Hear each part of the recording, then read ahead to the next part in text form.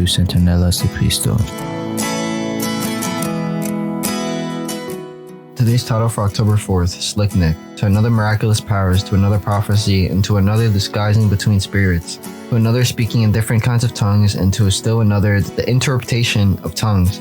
All these are the work of one and the same Spirit, and He gives them to each one as He determines. While working as a task force at Dean at the Blue Mountain Academy, I had the bright idea to form a drama group. I didn't want to leave anyone out, so we didn't have tryouts, and we didn't make cuts, and anyone was welcome. And we were all invited, but obviously there were rehearsing months before we had to perform, and I realized that I was casting the main part of Jonah.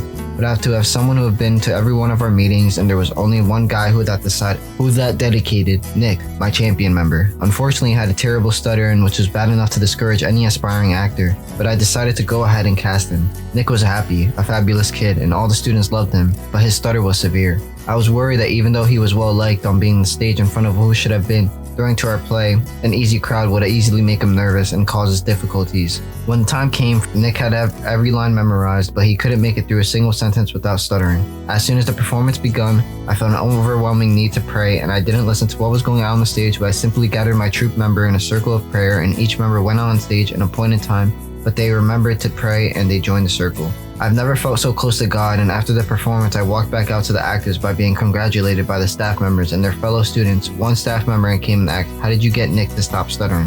I was stunned. I had never heard Nick speak without a signature stutter, but apparently he had made it all the way through the performance without once stumbling, and our hero of the day had answered my personal prayer.